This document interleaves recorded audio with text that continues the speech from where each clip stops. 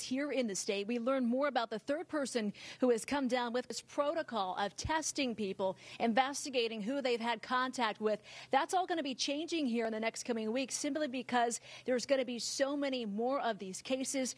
Coming up at 5, we'll tell you more about the changes and how state health officials say will be responding to coronavirus ahead at 5. We're live in Hartford. Shannon Miller, NBC Connecticut News. Back to you. All right, Shannon, thanks for that update. Now, a day after the Connecticut Interscholastic Athletic Conference, or CIAC, announced they were canceling the remainder of the state's winter sports games, hundreds of student athletes and coaches. Up at 6, we learn more from those state health officials today about what potential resources could be heading our way, including more laboratory testing ability that could be made possible here in the coming weeks. Much more on all of these latest developments coming up tonight at 6. We're live in Hartford. Shannon Miller, NBC Connecticut News. Back to you. All right, thanks, Shannon. Also breaking, Shannon Miller.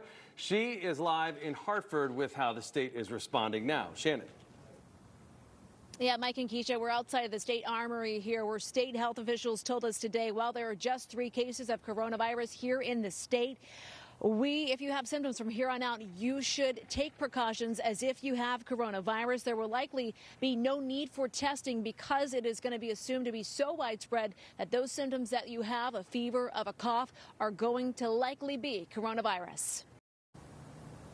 Now, some important numbers to remember today. State health leaders saying that 80% of the people who contract coronavirus will be able to fight it on their own. We also learned that there's going to be more opportunities for our state to send those tests to be processed to other parts of the country and other facilities here in our state as well. We also learned today that our state received more than $7 million in federal funds to help us with this coronavirus crisis here in the state. No word yet on exactly how that money will be used, but all of these news conferences here from state leaders we can expect here for the foreseeable future, an update every single day on what the state is learning and how the state is proceeding. We're live in Hartford. Shannon Miller, NBC Connecticut News. Back to you. Shannon, thank you. In this